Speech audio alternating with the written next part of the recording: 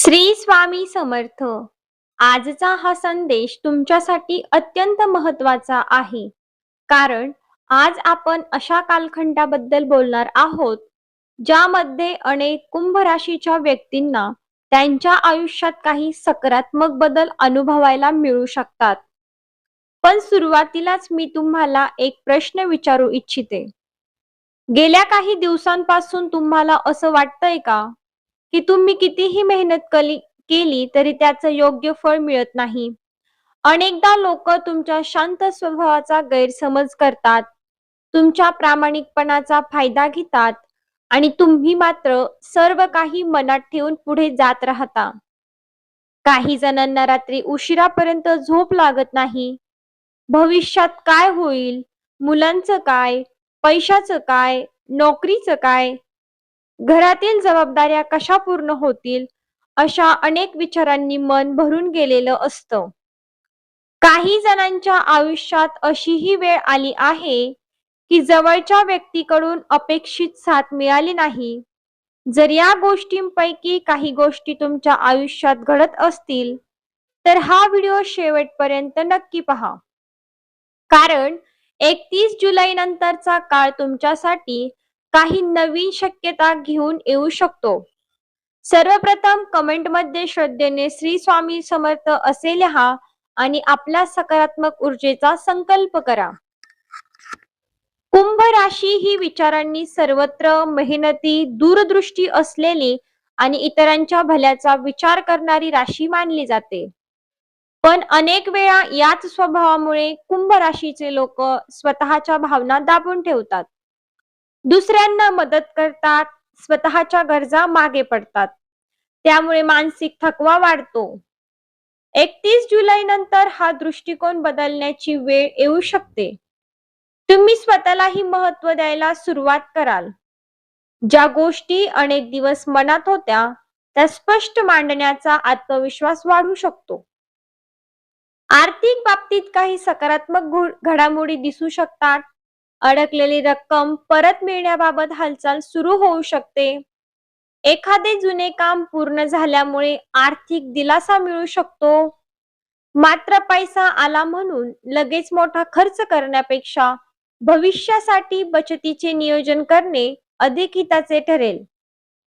अनेक कुंभ राशीच्या व्यक्तींना या काळात आपल्या खर्चाच्या सवयी बदलण्याची गरज जाणवेल आणि हाच बदल पुढे मोठा फायदा देऊ शकतो. नोकरी करणाऱ्या व्यक्तींनी या काळात आपल्या कामातील शिस्त कायम ठेवावी. तुमचे काम शांतपणे निरीक्षण करणारे लोक आहेत. योग्य वेळी तुमच्या मेहनतीची दखल घेतली जाऊ शकते. काहींना नवीन जबाबदारी मिळू शकते. सुरुवातीला ती अवघड वाटेल, पण तीच जबाबदारी तुमच्या प्रगतीचा मार्ग ठरू शकते. वरिष्ठांशी बोलताना नम्रता आणि स्पष्टता ठेवा. सहकार्यांशी अनावश्यक वाद टाळा. व्यवसाय करणाऱ्यांसाठी हा काळ नवीन संपर्क वाढवण्याचा आहे. जुन्या ग्राहकांशी पुन्हा संवाद साधा. एखादी छोटी कल्पना मोठ्या संधीमध्ये बदलू शकते. प्रत्येक व्यवहाराची लेखी नोंद ठेवा. भागीदारी करताना सर्व अटी समजून घ्या. संयमाने घेतलेले निर्णय अधिक टिकाऊ ठरू शकतात. कुटुंबामध्ये अनेक दिवसांपासून सुरू असलेला एखादा तणाव कमी होण्याची शक्यता आहे. घरातील ज्येष्ठ व्यक्तींचा सल्ला दुर्लक्षित करू नका. त्यांच्या अनुभवातून तुम्हाला योग्य दिशा मिळू शकते. काही जणांच्या घरी शुभ कार्याची चर्चा सुरू होऊ शकते. नातेवाईकांशी पुन्हा संवाद वाढेल. घरात शांत वातावरण निर्माण करण्यासाठी दररोज काही मिनिटे सर्वांनी एकत्र बसून संवाद साधण्याचा प्रयत्न करा. प्रेम संबंधामध्ये संयम सर्वात महत्वाचा ठरेल. प्रत्येक गोष्टीचा गैरसमज करून घेऊ नका. समोरच्या व्यक्तीचे म्हणणे शांतपणे ऐका. अविवाहित व्यक्तींना नवीन ओळखी होण्याची शक्यता आहे, मात्र केवळ आकर्षणावर निर्णय घेऊ नका. विश्वास आणि स्वभाव यांना अधिक महत्त्व द्या. विद्यार्थ्यांसाठी हा काळ सातत्याचा आहे. अभ्यासात मध्येच खंड पडू देऊ नका. नवीन विषय कठीण वाटला तरी हार मानू नका. रोज थोडा अभ्यास केल्यास मोठे उद्दिष्ट साध्य करणे सोपे जाईल. स्पर्धा परीक्षेची तयारी करणाऱ्यांनी वेळेचे नियोजन अधिक चांगले करावे. आरोग्याच्या बाबतीत शरीर देत असलेल्या छोट्या संकेतांकडे दुर्लक्ष करू नका. पुरेशी झोप, संतुलित आहार आणि नियमित चालणे यामुळे मानसिक व शारीरिक ऊर्जा टिकून राहण्यास मदत होईल. सतत मोबाईल किंवा स्क्रीन समोर बसण्याची सवय कमी करा. मन शांत ठेवण्यासाठी दररोज काही मिनिटे ध्यान किंवा प्रार्थना करा. 31 जुलै नंतर काही कुंभ राशीच्या व्यक्तींना काही विशेष संकेत अनुभवायला मिळू शकतात. एखादा जुना मित्र अचानक संपर्क करेल. बराच काळ अडकलेले काम अचानक पुढे सरकेल. एखादी चांगली बातमी अपेक्षापेक्षा लवकर मिळेल. नवीन व्यक्तींशी झालेली भेट भविष्यात महत्वाची ठरू शकते. तुम्ही एखादा निर्णय घेतल्यानंतर मनात अनपेक्षित शांतता जाणवू शकते. या संकेताकडे अंधविश्वासाने नव्हे तर सकारात्मक दृष्टिकोनातून पहा. या काळात एक गोष्ट विशेष लक्षात ठेवा. तुमच्या प्रत्येक योजना सर्वांसमोर सांगू नका. काही कामे पूर्ण होईपर्यंत शांतपणे प्रयत्न करत राहा. तुमचे यश तुमच्या कृतीतून दिसू द्या. अनेक वेळा जास्त बोलल्यामुळे संधी हातातून निघून जाते.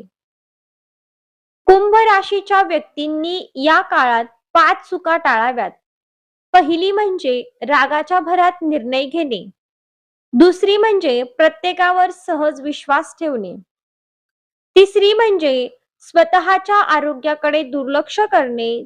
चौथी म्हणजे इतरांच्या यशाशी स्वतःची तुलना करणे. आणि पाचवी म्हणजे अपूर्ण माहितीवर आर्थिक निर्णय घेणे. या चुका टाळल्यास अनेक अडचणी कमी होऊ शकतात. आता जाणून घेऊया काही सोपे आणि सकारात्मक उपाय. दररोज सकाळी शांत मनाने श्री स्वामी समर्थ या नामाचा 21 वेळा जप करा.